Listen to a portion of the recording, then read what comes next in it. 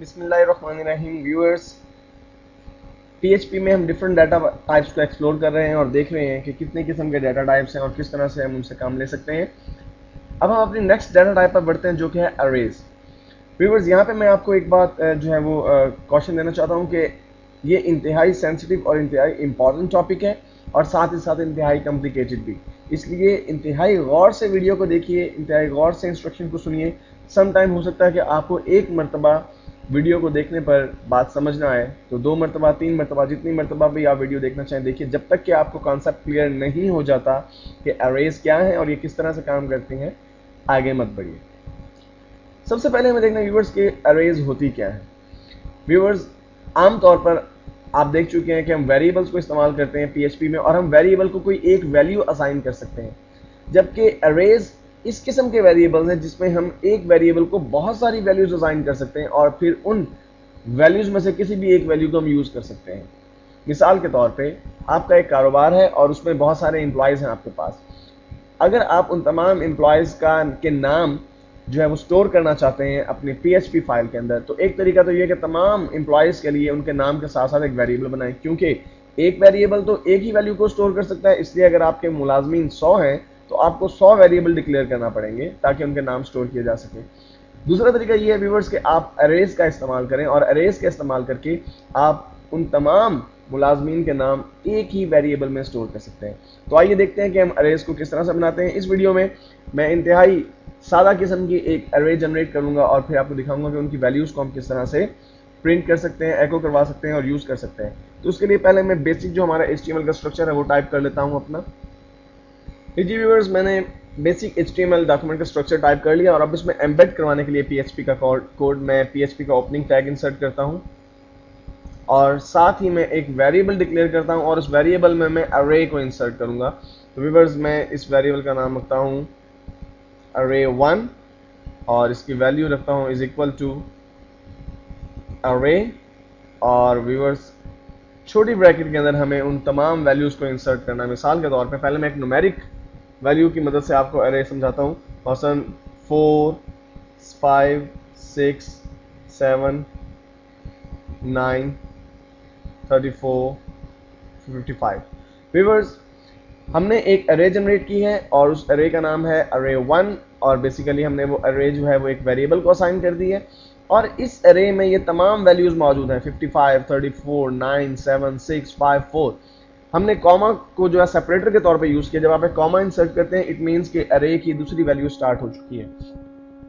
तो व्यूअर्स, हमने एक अरे जनरेट की, सेमीकोलन का जो है मैं साइन इंसर्ट करता हूं और इसके बाद पीएचपी का क्लोजिंग टैग इंसर्ट करता हूं। व्यूअर्स, इसके बाद मुझे अरे को डिस्प्ले कराना है, एको कराना है। तो मुझे इसमें से जो भी वैल्यू चाहिए मैं उस वैल्यू का जो है वो पॉकेट नंबर डिक्लेयर करूंगा। पॉकेट नंबर मैं आपको समझाने के लिए कह रहा हूं, बेसिकली हम इसे अरे पोजीशन कहते हैं। आप देख रहे हैं कि यहाँ पे मैंने एक अरे को डिफरेंट वैल्यूज असाइन की हैं।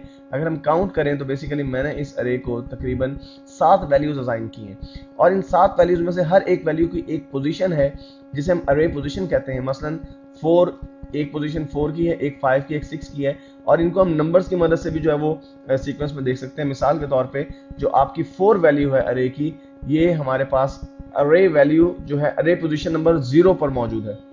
व्यूअर्स, यहाँ पर एक बात गौरतलब है कि जितनी भी पोजीशंस हैं वो अगर आप देखना चाहें तो मसलन 4 जो है बज़ाहिर आपको पोजीशन नंबर 1 पे नजर आ रहा है, 5 आपको पोजीशन नंबर 2 पे, 6 आपको पोजीशन नंबर 3 पे नजर आ रहा है, लेकिन ऐसा नहीं है।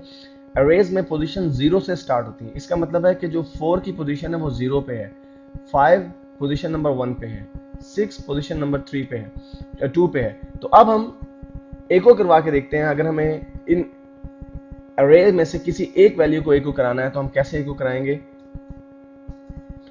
मैं पीएचपी का स्टार्टिंग जो है वो टैग लगाता हूं, उसके बाद एको वार अरे 1 और साथ ही मुझे पोजीशन बतानी होगी, मुझे कौन सी पोजीशन चाहिए। फॉर एग्जांपल मैं पोजीशन नंबर 4 देखना चाहता हूं, तो इसके लिए मेरे पास जो स्क्वायर ब्रैकेट्स हैं व्यूअर्स, उसमें मैं पोजीशन नंबर 4 लिखता हूं, सेमीकोलन इंसर्ट करता हूं और पीएचपी का क्लोजिंग टैग लगा के इसको मैं सेव कर देता हूं व्यूअर्स अरे के नाम से, array.php और सेव एज टाइप में से मैं पीएचपी फाइल टाइप को सिलेक्ट कर देता हूं। और इसे मैं सेव कर देता हूँ। व्यूअर्स, इसको सेव करने के बाद मैं अपने ब्राउज़र में जाके देखता हूँ कि ये किस तरह से हमें अपीयर हो रहा है।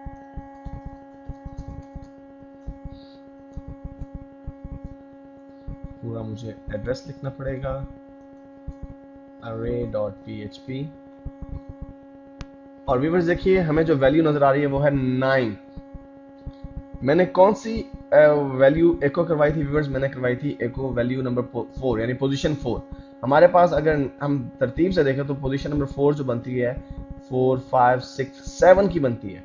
लेकिन जब हमने 4 को एको करवाया तो उसने वैल्यू हमें जो दी है वो 9 की दी है। उसकी वजह ये है व्यूअर्स, जैसे मैंने आपसे पहले कहा कि अरेज में, पीएचपी में जब आप अरेज यूज करते हैं तो अरेज की पोजीशन 0 से स्टार्ट हो जाती है। इट मींस कि अगर मुझे 9 वैल्यू चाहिए, मुझे 7 वैल्यू चाहिए, तो मुझे फिर 4 नहीं बल्कि 3 की पोजीशन इंसर्ट करनी होगी।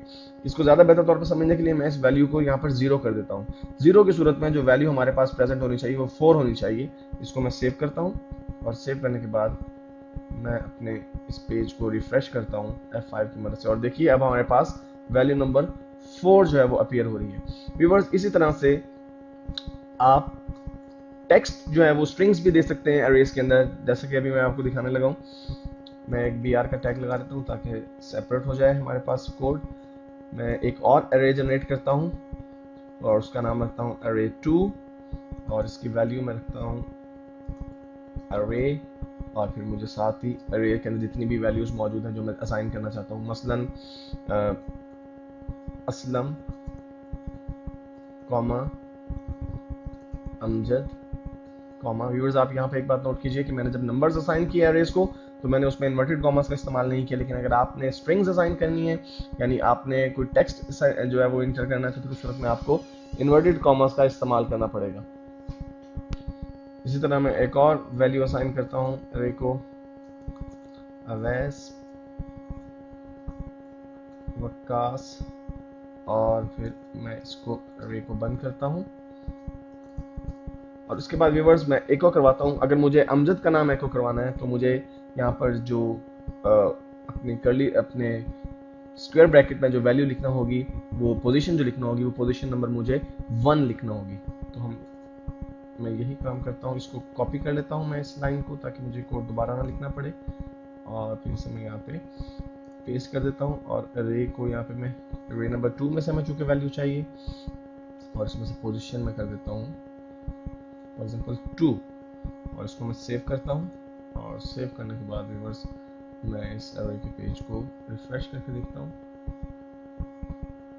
अब देखिए हमारे पास जो वैल्यू आ रही है वो अवैस आ रही है, क्योंकि हमने यहाँ पर जो अवैस है, हालांकि यहाँ पर अगर देखा जाए तो तीसरी पोजीशन पे है, लेकिन मैं जैसे आपसे पहले कहा कि अरेज जो है वो जब 0 पोजीशन से स्टार्ट हो जाती है। व्यूअर्स, अरेज की कम्प्लेक्सिटी और इंपॉर्टेंस को देखते हुए मैंने अरेज के फंक्शन को कई वीडियोस में स्प्लिट किया है, ताकि आप थोड़ा थोड़ा बाय स्टेप जो है, स्टेप बाय स्टेप आप अरेज को अंडरस्टैंड कर सकें। आहिस्ता आहिस्ता हम पहले देखेंगे हम किस तरह से अरेज बनाते हैं, और उसके बाद फिर हम अरेज फंक्शन की तरफ चलेंगे।